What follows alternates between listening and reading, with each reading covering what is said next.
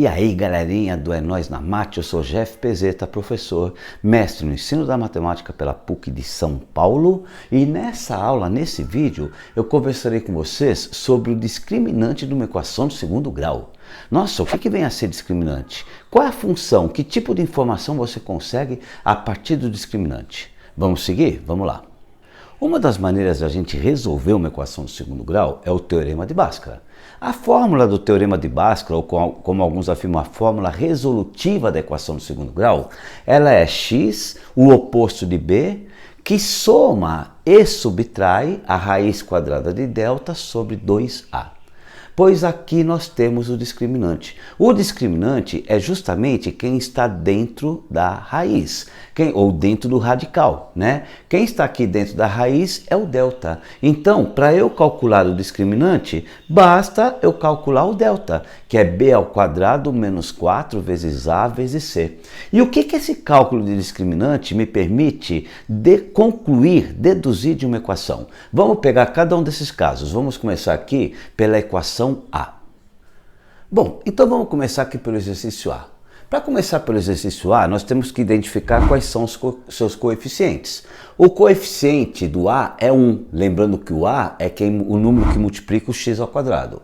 O coeficiente de B é o 4, lembrando que B é quem multiplica o x. E o coeficiente C é menos 8, lembrando que C nada mais é do que o termo independente. A partir do momento que a gente identifica esses coeficientes, nós vamos calcular o valor de delta, que é justamente o discriminante da equação. Vamos lá. Pois bem, sabendo que delta é o quadrado do coeficiente b menos 4 vezes o coeficiente a vezes o coeficiente c, então nós temos o quadrado de b, que é o quadrado de 4, menos 4 vezes a, que é 1, vezes c, que é menos 8. Aconselha-se sempre que você for fazer multiplicação de números negativos, coloque esse número entre parênteses para não confundir como uma subtração e até para você trabalhar melhor o jogo de sinal. Então vamos ver quanto é que dá delta aqui? Pois bem, o quadrado de 4 é 16. Primeiro, quando você vai fazer uma multiplicação que tenha sinais, primeiro multiplique os sinais, depois você multiplique os números, para evitar que você erre sinais. Muita gente erra sinal aqui, ó. Na multiplicação, menos com mais dá menos. Menos com menos dá mais. Eu venho e coloco mais e aí eu faço a multiplicação. 4 vezes 1 vezes 8 dá 32. Nós temos que 16 mais 32 é 48, o delta é 48. Mas observe que o exercício não quer que você calcule as raízes da equação. Ele quer saber quantas raízes. O que é raiz de uma equação? Raiz de uma equação é a solução da equação. Então eu não preciso calcular a equação inteira para saber quantas soluções tem. O discriminante, que nada mais que é o delta, me permite saber quantas raízes eu tenho. Quantas raízes que eu tenho aqui? Vamos ver.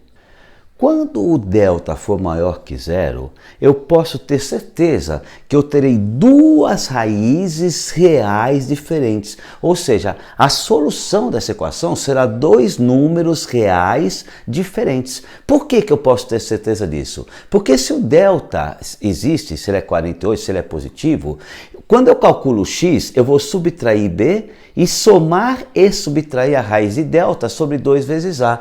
Ou seja, eu vou somar uma raiz, a raiz de 48, e eu vou subtrair a raiz no caso aqui de 48. Eu vou ter duas soluções aqui para achar, a somando a raiz e a subtraindo a raiz. Então você não precisa calcular uma equação do segundo grau para saber quantas soluções reais ela tem. Basta chegar no delta, se o delta for maior que zero, eu terei duas raízes reais diferentes. Mas nós temos mais duas situações que nós vamos explorar com vocês aqui. Vamos fazer o exercício B para ver como é que é a segunda situação?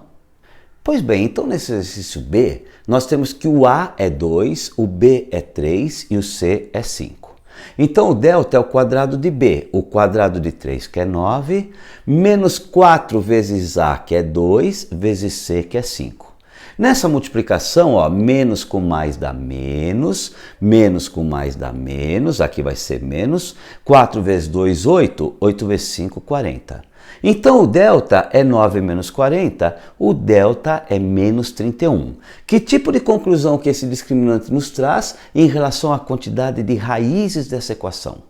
Pois bem, se o delta é menos 31, o delta é menor que zero.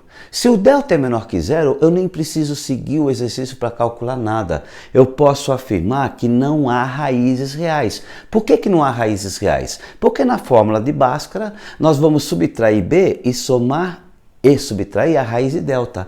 Acontece que se o delta for negativo, eu vou ter que calcular a raiz quadrada de um número negativo. E não há no conjunto dos reais, por isso que a gente fala raízes reais, há no conjunto dos complexos, dos imaginários, mas não dos reais, raiz quadrada de número negativo. Como nós estamos trabalhando uma equação de segundo grau no conjunto dos reais, se o delta for menor que zero, eu posso afirmar que não há raízes reais nessa equação.